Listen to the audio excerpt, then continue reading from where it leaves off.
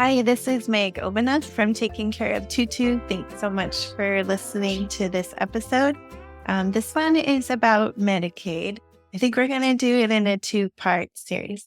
So today we're going to just kind of explain what is Medicaid and what can you have or not have in order to qualify for it. So Medicaid is a federal program that's administered by the states. And so it's a little bit different in each state. So I'm in Hawaii. We have a particular version of the Medicaid program. Sometimes people are Googling around and they're reading the Medicaid rules, but they don't really notice that they're reading the rules for another state. So by the time they come in our office, they're so confused because it really is different in Florida, totally different in California. It's called Medicare, and there's different rules. So it is really important if you're going to be looking anything up online that you make sure you're looking it up in the state where you are going to be seeking the Medicaid. So if you're an adult child and you live in Oregon, but you're looking at Medicaid for your mother who's in Hawaii, you need to look at our Hawaii rules. Okay. So it's a federal program, but it's a little bit different in each state. So we want to eliminate, it's super confusing already. So we want to not have it be more confusing because you're looking at the rules in another state. So what it is it's a program that helps provide funding to care for elderly people.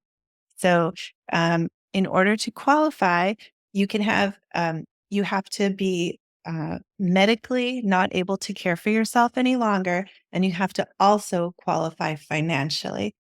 Obviously, you can't be like a perfectly high functioning person and just go move into a nursing home and have all of your meals paid for by the government and, free roof. So that's only available to people who are unable to care for themselves. And so the first step or one of the early steps is having the person who needs Medicaid evaluated by their physician. The physician is going to fill out a form, and based on the results of that form, they are going to say whether or not that person medically is eligible for Medicaid.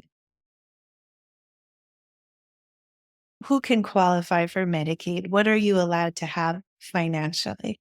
So, what Medicaid allows you to have if you're a single person, and single can mean single or widowed or divorced. So, if you're no longer married or the person you were married to is no longer alive, then you're considered single.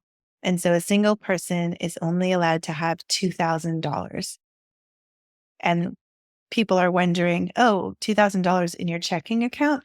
No, $2,000, period. Not in counting real estate, but really it does count 401k, IRA, an annuity, a brokerage account, a business worth that amount. So the total amount of money that you're allowed to have, no matter what form it's in, is $2,000. So it's a pretty low amount. You are also, if you're a married person, you're allowed to have more. So if you're single, you can only have $2,000. If you're married, you're actually allowed in this year, which is 2024, you're allowed to have $154,140. I'll say that again, 154,140, $154,140. So whenever I give this talk publicly, people always have questions about that. Why is it different for a married couple versus a single person? I didn't write the law, but my guess is that it's different because if there's a married couple, they don't want them both to have to be impoverished in order for one of them to qualify for Medicaid. So the person who's still living in the home, that's the person who's okay. We call them the community spouse because they're still out and about in the community. They still want the community spouse to be able to have some assets and not have to rely on federal funding. So that's why they will allow a spouse to qualify for Medicaid if they have $154,140. So if you're married, you're allowed to have more. If you're single, you're only allowed to have $2,000. You are also allowed to have a home, and the home is considered an exempt asset when you apply for Medicaid.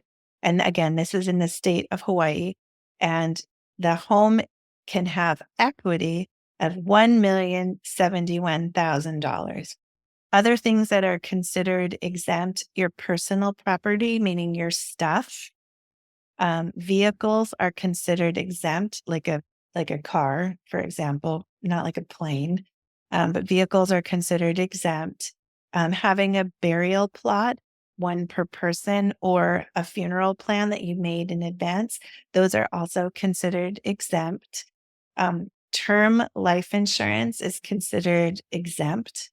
And if you have life insurance, the death benefit is considered exempt because that's not something you can access during your lifetime to pay for your care. So that is considered exempt. So that is what you're allowed to have in order to qualify for Medicaid.